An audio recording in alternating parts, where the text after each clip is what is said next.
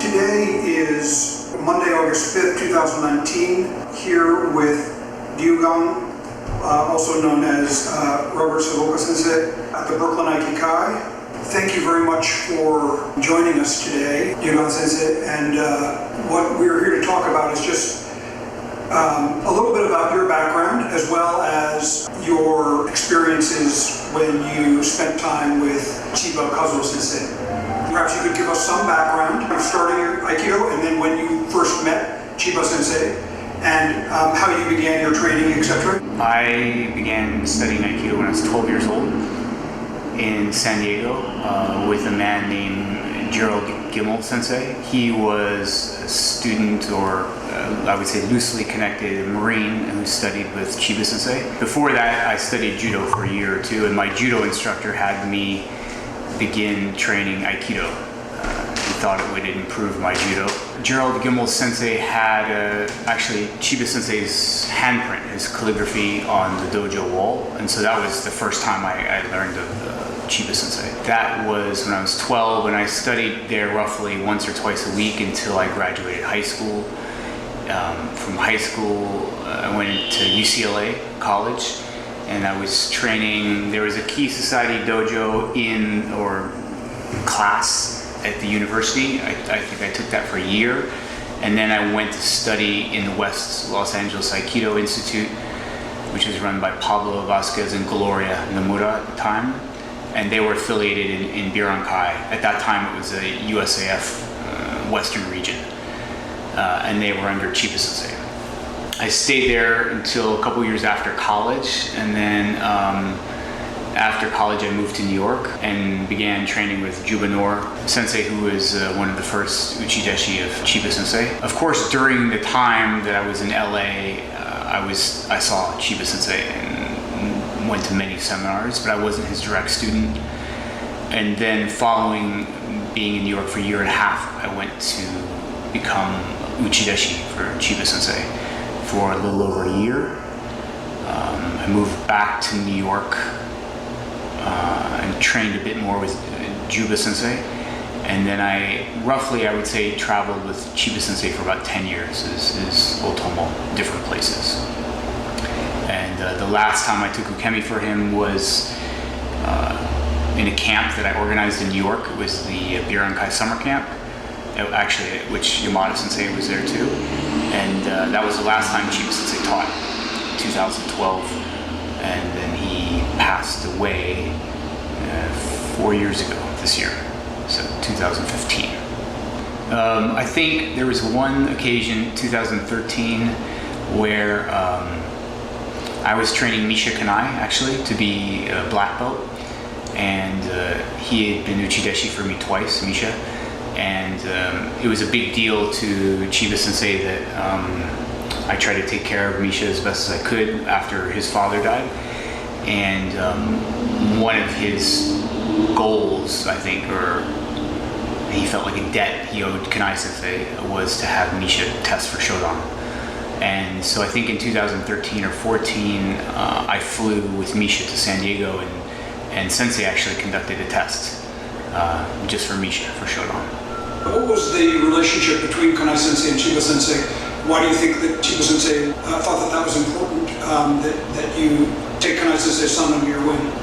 Well, I think, as you know, Kanai Sensei is Japanese, and his wife, Sharon, who is the mother of Misha, is not Japanese, and I think Sensei was very concerned about Misha having some Japanese culture, and when his father died, perhaps living in a traditional dojo such as this would give him that opportunity instead of living in Cambridge, right? Now, Sharon was running the dojo afterwards in New England Aikikai, but I think that he wanted it to have Misha have a little bit more kind of traditional, hard experience, right? That maybe he would have gotten with his father and didn't get, so. Were there times where Chiba Sensei was communicating with Kanai Sensei, or did they visit with each other or train together or anything like that? They were very close in Japan. They were very good friends. I don't know as years later, as when they came to the States, my feeling is that they were always friends, but the politics of the Aikido, which I don't claim to know much about in the United States because I kind of stayed out of it, but it maybe brought them closer together and further apart and closer together, right? But Yamada Sensei and Chiba Sensei and Kanai Sensei were like kind of always, you know, either closer or further apart with one another. But Chiba Sensei for many years was invited to USAF camp, and so I would go to, I can't remember where it was held, in New Hampshire or Massachusetts or different places. So I traveled with him to go to these camps, and of course Yamada Sensei was there, and of course Kanai Sensei was there, and so I didn't have a lot of contact, personal contact, speaking with them because I was Otomo, so I was just kind of watching. But there are old films, for example, of Chiba Sensei and Kanai Sensei working out weapons together, and that I have, and it's very interesting. How long were you a direct student of your teacher, and how often did you have direct instruction? Were you ever a live-in student? So I lived there from '99 to a little over 2000 or something for a year, and then I did go back for a couple months, and then I made regular trips back after 2001 for a week or 2 weeks.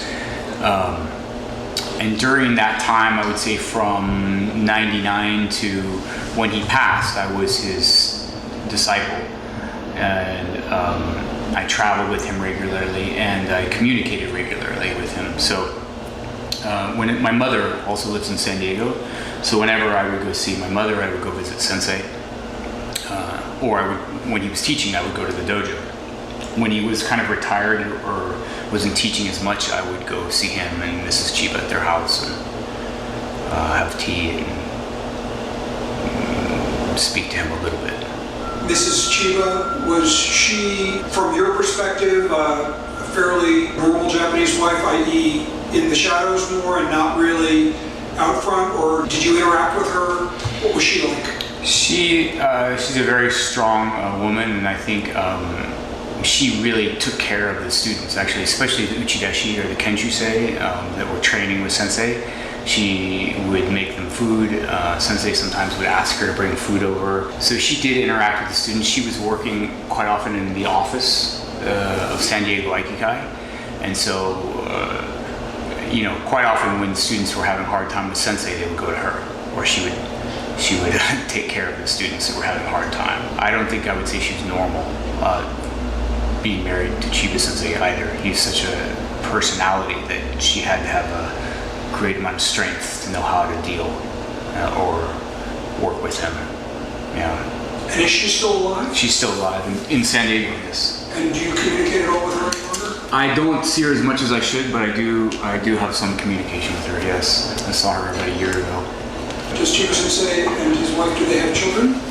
They have, yes, they have a couple of children, yes. And they're still alive and still well. Yeah. And do any of those children practice? No. No. They did when they were children, but they don't anymore. So, yeah. How much did Shibata Sensei interact with Chiba Sensei, and did you interact with him as well? Shibata Sensei, Chiba Sensei brought Shibata Sensei, I believe, to the United States at a certain point, or tried to arrange it so that he could come. He took over Berkeley Aikikai, as you know, and he's still there. But in 2002, there was a split between Chiba Sensei and Shibata Sensei. So up until that split in 2002, about 17 years ago, we were working quite closely. Like, there were intensive seminars in Berkeley and intensive seminars in San Diego, and the uchideshi or the kenshusei from this dojo would come down here, and the other ones would go up there, and they worked very well together. And then, for reasons that exactly are not completely sure about, there was a split in 2002, at which point I haven't seen Shibata Sensei since then. But I didn't work really closely with him at all. He threw me around a little bit, but there's a lot of people that I knew from those days, some of whom I still have some contact with. He made some great students, some really good people in the same, more or less the same generation as when I was around, or before me too. Do you feel as though Shibata Sensei and Chiba Sensei's style of like how they express Aikido was similar or very different? I think it's different. It's different. For a while I felt when you watch them, especially when they're working together, there's a lot of similarities. But as I've seen footage of him now, it looks different to me. It looks more like Hombu Dojo, for example, or that kind of like. But Chiba Sensei to me was really in a different category. Not meaning better, just kind of very different.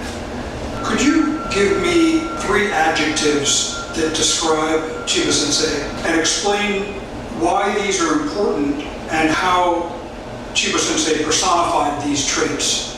I would say explosive. I would say compassionate. And I would say very loyal or dedicated. To everybody that knew Sensei or studied with him closely,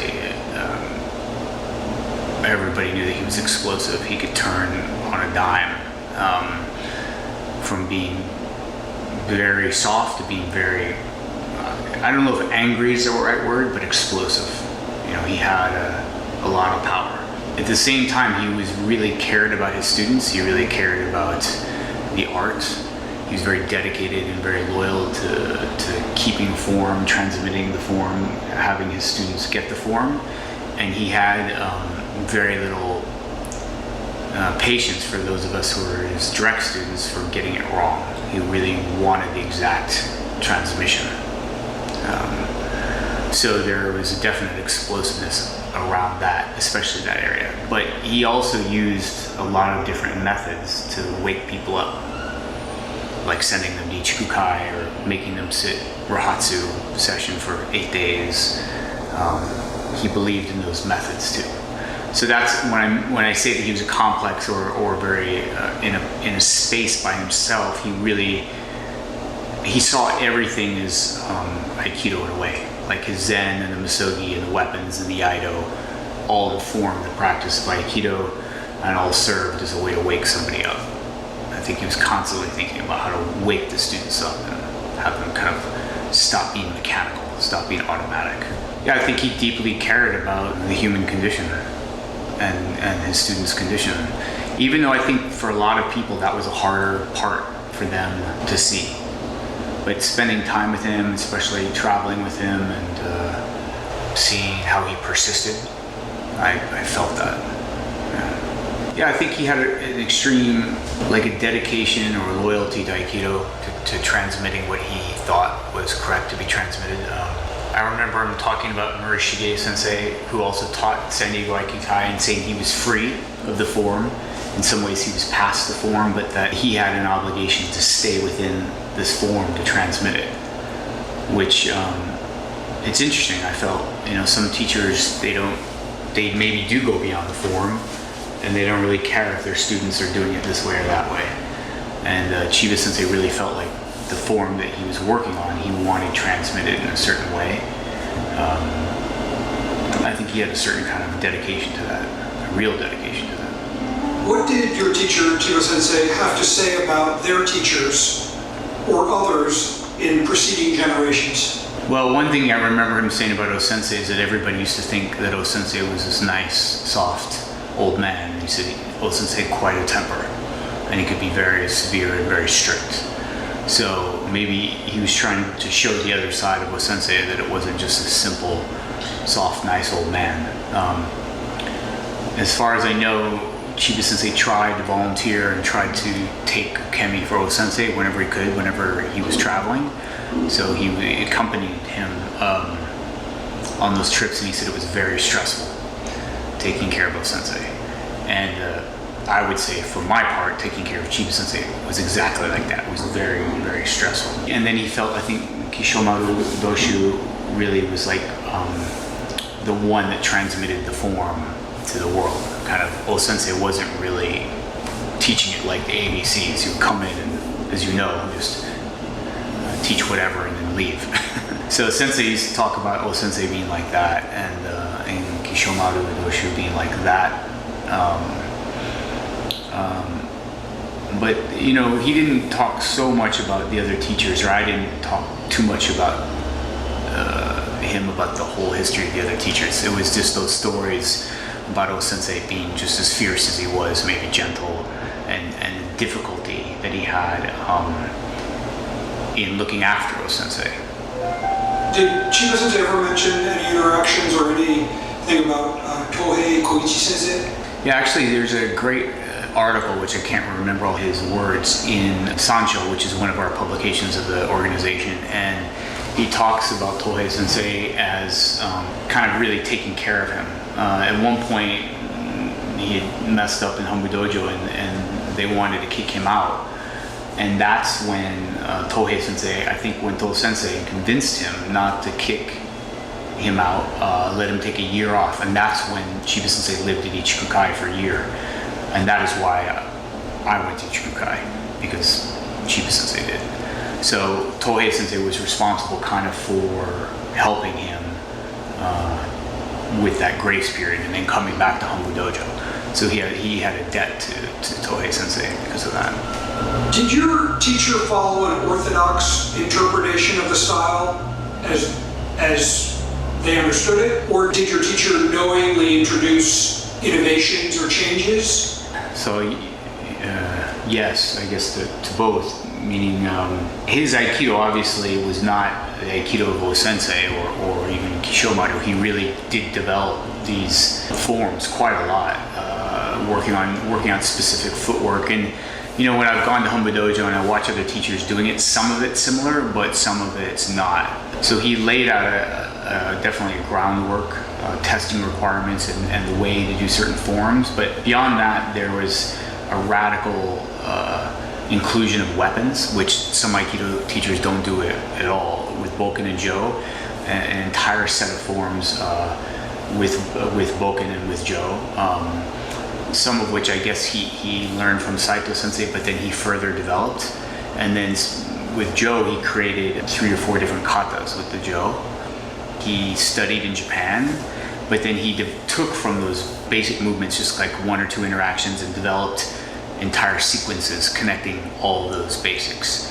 Like Kujo? Yeah, there it's called Sancho 1, Sancho 2, Sancho 3. Yeah. So the first 2 Sancho are Jo against Jo, and the third one is Jo against Boken. And then the Boken, I think that you can see the Ich no Tachi, the Go no Tachi, I think in Saito Sensei, but he definitely kind of changed it a little bit, right? So I think if you look at Chiba Sensei's weapons and his Aikido, they're very sticky. So if you look at some schools of Aikido, the way people grab or the way people fall down, they fall down very easy, or there's not a kind of a sticky, really strong contact. I would say our school is like probably way at the other end, that stickiness, and the weapons are the same. So meaning that there's not just like a whop and you cut through with kind of abandon, there's a stickiness of the weapons to each other, right?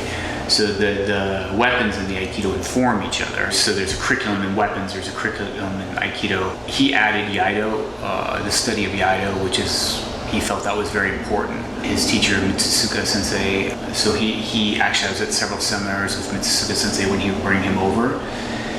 And then after a while, Sensei, I think, kind of went on his own with Iaido, and just, but his Iaido, if you look at classical Iaido, classical Japanese Iaido, which is very like structured and very like in a box, his Iaido is more free-flowing, a little bit more dynamic, in my opinion. And then he also included Zazen, which was not, as you know, what the founder was. The founder was Shinto, but he told me, the founder said to him, unless you have a spiritual discipline, you're not going to go deep into your Aikido. And because he said he really couldn't like fathom what the Omotokyo, what the founder was really talking about half the time, that he chose Zazen. He felt that was more in line with his, and so that's kind of why Girankai is we're focused on Zazen. And so he said actually one day that if you're not doing Zazen, you're not really doing his Aikido. So I felt like including Zazen, including Iaido, including weapons, and including obviously Aikido, and then later, to a later generation, which would be my generation, and maybe a couple people before me, there was maybe 2 people before me, he sent to Ichikukai.